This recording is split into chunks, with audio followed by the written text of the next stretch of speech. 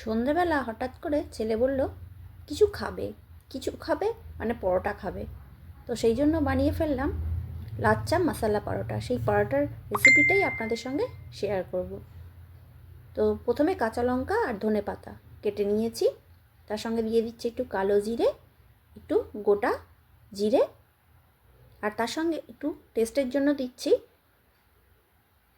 জলজিরা, আর দিয়ে দেবো একটু তেল, 2 চামচ তেল, সাদা তেল, আর একটু রেড চিলি পাউডার একসঙ্গে মিশিয়ে সাইডে রেখে দেব। আমি কিন্তু এখানে নুন দিচ্ছি না। এবার এইটাকে মিশিয়ে সাইডে রেখে দিয়ে আমি এখানে আটা মেখে নিয়েছি, নিয়ে লেচি কেটে নিয়েছি দুটো। যতটা সম্ভব পাতলা করে লেচিটাকে বেলতে হবে। এবার এই মিশ্রণটা এর মধ্যে ভালো করে লাগিয়ে দিচ্ছি, দিয়ে ভালো করে হাতের সাহায্যে লাগিয়ে নিচ্ছি, নিয়ে এইভাবে ভাঁজ করতে থাকবো। একটার পর একটা পার্ট দিয়ে দিয়ে ভাঁজ করব। আবার পরেরটা এইভাবে ঠিক ভাঁজ করব, করে একটু চেপে দেব। পুরোটাকে এইভাবে ভাঁজ করে নেব, নিয়ে চেপে একটু লম্বা করে টেনে নেব।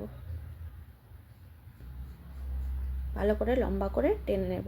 এই সময় ধনেপাতাগুলো একটু হয়তো বেরিয়ে যাবে, একটু চেপে ঢুকিয়ে দিতে হবে। একটু লম্বা করে টেনে নেব, নিয়ে এটাকে গোল পাকিয়ে নেব। আমি যেভাবে দেখালাম এইভাবে যদি ঠিকঠাক করতে পারেন তাহলে এই একদম পুরো আমার মতোই হবে, আমার মতোই পরোটাটা হবে, পুরো পাটে পাটে ছেড়ে যাবে। এবার এটাকে এইভাবে ভিতরে আঙুল দিয়ে চেপে দেব, দিয়ে একটু হাত দিয়ে চেপে নেব। এবার এটাকে বেলে নেব, কিছুই না, শুধু ভাঁজ করাটা একটু হচ্ছে ব্যাপার, আর একটু তেল দেওয়া থাকলে ওটা পাটে পাটে ছেড়ে যাবে।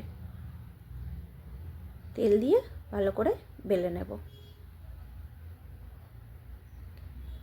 একটু মোটা করে বেলতে হবে। এটা দেখবেন বেলতে বেলতেই আমার এটা বেলতে বেলতে ফেটে গিয়েছিল। এইভাবে একটু বেলে নিয়ে ভেজে নেব, ভালো করে এপিট ওপিট করে ভেজে নেব।